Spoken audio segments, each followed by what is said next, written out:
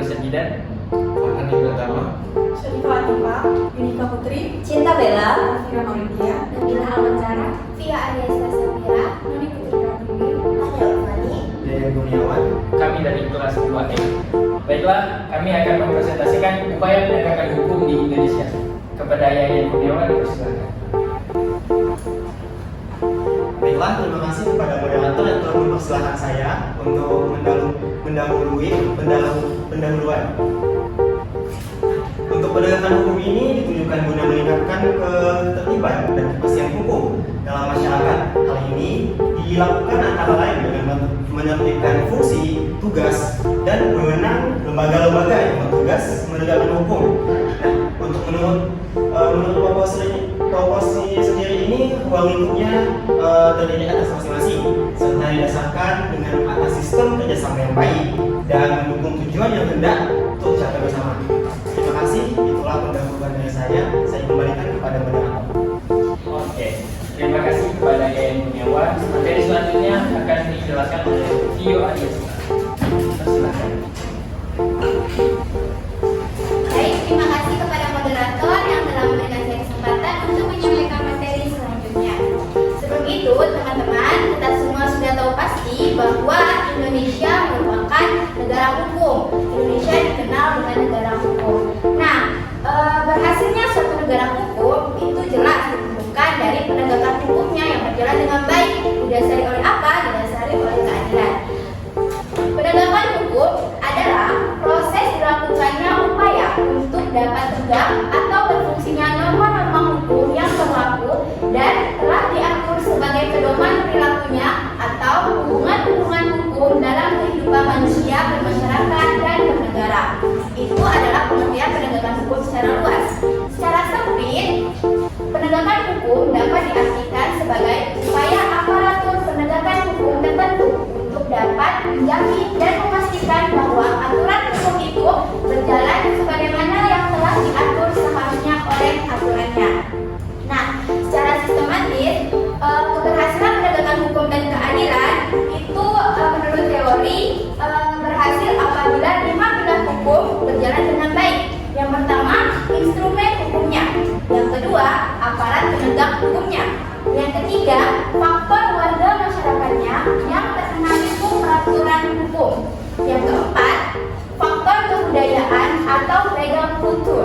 Yang kelima, faktor sarana dan fasilitas yang dapat mendukung pelaksanaan hukum. Apabila 5 pilar hukum ini berjalan dengan baik, maka penegakan hukum dan keadilan di Indonesia akan berjalan dengan baik pula. Sekian penjelasan dari saya kembalikan kepada moderator. Oke, terima kasih kepada Vio Ariesta yang telah menjelaskan pengertian dari upaya penegakan hukum di Indonesia. Materi selanjutnya akan dijelaskan oleh Tani Ulfani. Dipersilakan. Baiklah, terima kasih kepada moderator yang mengizinkan saya untuk melanjutkan materi. Baik, materi selanjutnya adalah tujuan. Tujuan utama penegakan hukum adalah untuk mewujudkan adanya rasa keadilan, kepastian hukum, dan kemanfaatan dalam masyarakat. Dalam proses tersebut, maka harus mencerminkan aspek kepastian dan ketertiban hukum. Ada 5 hal yang menjadi tujuan penegakan hukum. Yang pertama, mengubah pola pikir masyarakat. Yang kedua, pengembangan budaya hukum. Yang ketiga, jaminan kepastian hukum. Yang keempat, pemberdayaan hukum. Yang kelima, pemenuhan keadilan. Dalam penegakan hukum, Komisi Yudisial yang merupakan lembaga hasil bentukan dari reformasi memiliki peranan penting sebagai penegak etika bagi para hakim. Komisi Yudisial berfungsi sebagai check and balance kekuasaan kehakiman dan untuk menghindari terjadinya abuse of power atau penyalahgunaan kekuasaan. Komisi Yudisial berfungsi sebagai katalisator, yaitu menegakkan masyarakat mencari keadilan melalui peradilan bersih, transparan, independen, dan berkeadilan. Komisi Yudisial juga berfungsi sebagai penegak etik, yaitu menjaga kode etik dan pedoman perilaku hakim dan mengembangkan kode etik bagi para penyelenggara negara. Oleh karena itu, penegak hukum harus dilakukan secara top down dari penegak hukum kepada masyarakat. Urai Jaja Ahmad Jayu sebagai Ketua Bidang Pengawasan dan Investigasi Komisi Yudisial. Sekian pembahasan dari saya kembalikan ke moderator. Baiklah, kepada Daniel Rani yang telah menjelaskan hukum utama penegakan hukum di Indonesia. Untuk materi selanjutnya saya serahkan kepada Antoni Putri Pratiwi. Baik, terima kasih kepada moderator yang telah mengizinkan saya untuk melanjutkan materi. Selanjutnya, mengapa upaya penegakan hukum yang berkeadilan di Indonesia dilakukan? Nah, Indonesia adalah negara hukum seperti yang ditulis pada pasal 1 ayat 3 UUD 1945 yang menyatakan Indonesia sebagai negara hukum, artinya segala aspek kehidupan warga negara Indonesia diatur oleh hukum dan peraturan perundang-undangan yang bersumber dari Pancasila sebagai sumber dari segala sumber hukum. Penegakan hukum di Indonesia masih sangat lemah karena hukum bagaikan pisau yang tajam ke bawah tetapi tumpul ke atas. Maraknya kasus-kasus ketidakadilan sosial dan hukum yang belum ditangani secara tuntas, serta perilaku warga negara khususnya oknum aparatur negara banyak yang belum baik dan terpuji. Contohnya konkret, penegakan hukum di Indonesia masih sangat lemah, seperti ada praktik KKN, praktek suap, praktik premanisme, perilaku lain yang tidak terpuji. Nah, seharusnya negara hukum berdiri di atas hukum yang menjamin keadilan bagi seluruh warga negara. Pada kasus seperti ini, keberadaan hukum dan upaya penegakannya sangat diperlukan. Ketidakadilan penegakan hukum. Nah, seharusnya negara hukum berdiri di atas hukum yang menjamin keadilan bagi seluruh warga negara. Pada kasus seperti ini, keberadaan hukum dan upaya penegakannya sangat diperlukan. Ketidakadilan harusnya negara hukum berdiri di atas hukum dan menjamin keadilan bagi seluruh warga negara. Pada kasus seperti ini, keberadaan hukum dan upaya penegakannya sangat diperlukan. Ketiadaan penegakan hukum, terlebih tidak adanya aturan hukum akan mengakibatkan kehidupan masyarakat kacau. Maka dari itu, penegakan hukum diperlukan dengan tujuan untuk menciptakan ketertiban, keadilan serta kepastian hukum dalam masyarakat, hingga masyarakat merasa memperoleh perlindungan akan hak-hak dan kewajibannya. Selanjutnya, saya serahkan kepada moderator. Baiklah, terima kasih kepada Antoni Putri Pratiwi. Untuk materi selanjutnya akan dijelaskan oleh Nabila Alwandara. Dipersilakan. Baik, terima kasih kepada moderator yang telah memberikan saya kesempatan untuk melanjutkan materi. Nah, yang akan saya sampaikan adalah dasar hukum.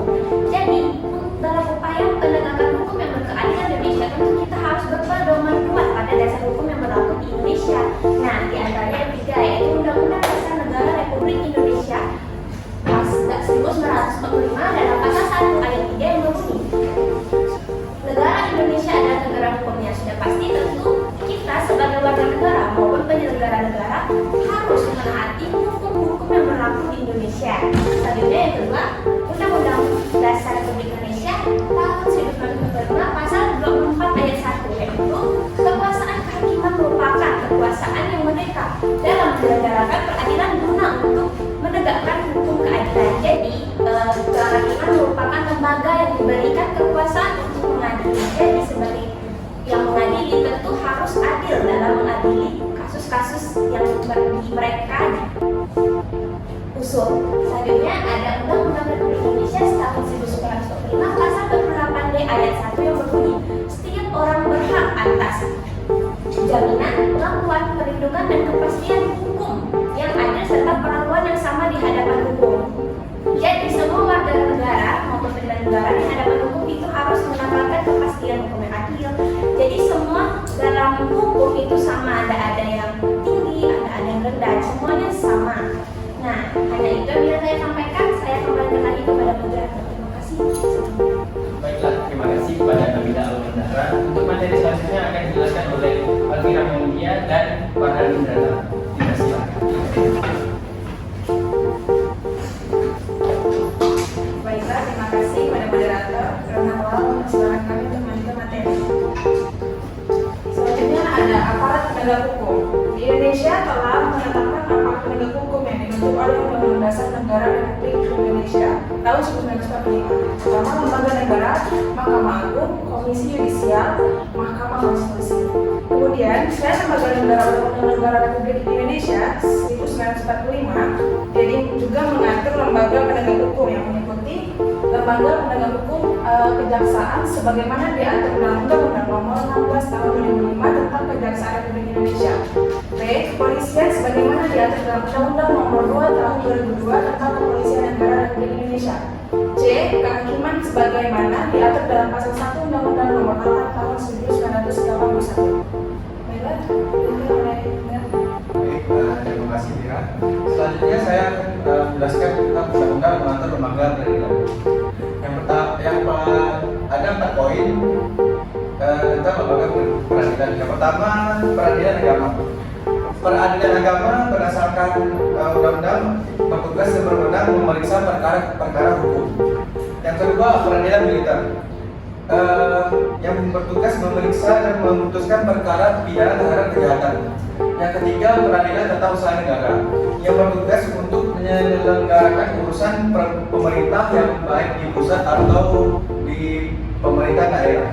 Yang keempat, peradilan umum berdasarkan peradilan umum bertugas pelaksanaan kekuasaan kehakiman bagi rakyat yang mencari keadilan. Sekian, terima kasih. Selanjutnya saya silakan kepada moderator. Baiklah, terima kasih kepada pasangan Rahasia, Alfira Maulidia dan Farhani Indratama. Untuk materi selanjutnya akan dijelaskan oleh Yunika Putri. Terima kasih kepada moderator yang telah mempersilahkan saya untuk melanjutkan pembahasan materi ini. Di sini saya akan memberikan contoh kasus tentang neneknya mencuri kakao di sebuah perkebunan milik PT Rumput Sari Antan, tepatnya di Banyumas pada tahun 2009. Nah, kejadian ini bermula ketika nenek Mina itu menggarap kakao tersebut. Dan dia itu salpok kepada 3 kakao yang setengah ranum.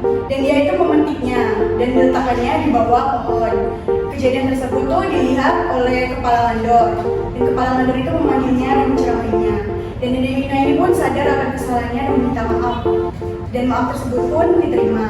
Tetapi setelah seminggu kejadian tersebut, nenek Mina ini dapat panggilan dari pihak kepolisian dikarenakan tuduhan kasus pencurian. Dan dia ini divonis selama 1 bulan 15 hari. Kasus ini mencuri perhatian karena dianggap tidak adanya rasa kemanusiaan. Dikarenakan nenek Mina ini berumur 92 tahun, tapi tetap divonis penjara hanya karena mencuri 3 buah kakao tersebut. Terima kasih, hanya itu yang dapat saya sampaikan. Saya kembalikan kepada moderator. Baiklah, terima kasih kepada Yunika Putri yang telah menjelaskan contoh kasus kurangnya keadilan di Indonesia. Untuk materi selanjutnya, saya persilakan kita juga. Sebelumnya, terima kasih kepada moderator yang telah memberikan kesempatan saya untuk melanjutkan materi selanjutnya, yaitu contoh tindakan penegakan hukum atau upaya tindakan penegakan hukum keadilan yang ada di Indonesia. Di sini saya hanya mengambil 10 upaya sebagai contoh saja kepada kita bagaimana sih upaya pemerintah yang telah dilakukan untuk menegakkan hukum di Indonesia. Yang pertama, pengadilan memberikan vonis yang tepat pada pelaku kejahatan. Yang kedua, pihak berwajib mengusut tuntas sebuah kasus. Yang ketiga, adanya sanksi yang tegas bagi orang yang melanggar peraturan. Poin yang keempat, pihak berwajib menjatuhkan hukuman sesuai dengan undang-undang yang berlaku. Pada poin yang kelima, polisi membantu masyarakat untuk menangkap pencuri yang sangat meresahkan bagi masyarakat. Dan yang keenam, polisi menilang pengendara yang melakukan melanggar lalu lintas. Pada poin selanjutnya, masyarakat menyerahkan pelaku tindak kriminal kepada polisi. Poin selanjutnya, pengadilan mencabut hak politik bagi terdakwa kasus korupsi. Poin selanjutnya, pihak berwajib membantu mengurus kasus semua masyarakat tanpa ada pembedaan. Dan poin terakhir, yaitu memberikan hukuman berat bagi pelaku kejahatan seperti pembunuhan dan kekerasan serta pelecehan seksual. Sekian, terima kasih yang dapat saya sampaikan. Saya kembalikan lagi kepada moderator. Oke, terima kasih kepada Mbak Rita yang telah memberikan contoh tindakan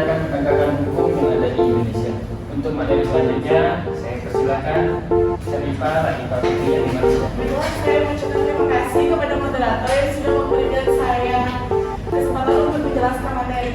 Nah, di sini saya akan menjelaskan materi upaya meningkatkan pemberdayaan terhadap lembaga peradilan dan lembaga penegak hukum.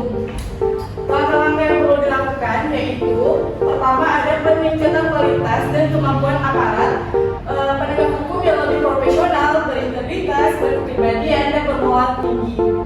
Yang kedua, perlu dilakukan perbaikan sistem perekrutan dan promosi aparat penegak hukum, pendidikan dan pelatihan, serta mekanisme pengawasan yang lebih memberikan peran serta yang besar kepada masyarakat terhadap perilaku aparat penegak hukum. Nah, yang ketiga, mengupayakan peningkatan kesejahteraan aparat penegak hukum yang sesuai dengan pemenuhan kebutuhan hidup. Nah, sekian dari saya yang dapat saya sampaikan. Saya kembalikan kepada moderator. Oke, baik, terima kasih kepada Syarifah Latifah Fitri Dimansyah yang telah menjelaskan upaya meningkatkan pemberdayaan terhadap lembaga peradilan dan lembaga penegak hukum. Nah, ini adalah materi terakhir, maka dari itu saya akan menjelaskan kesimpulannya.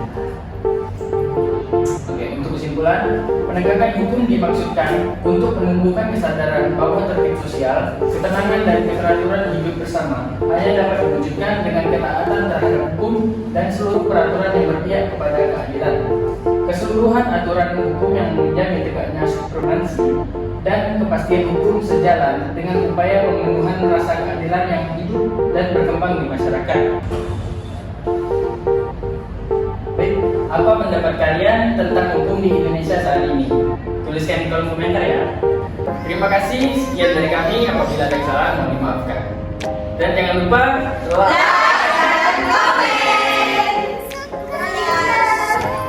like, comment.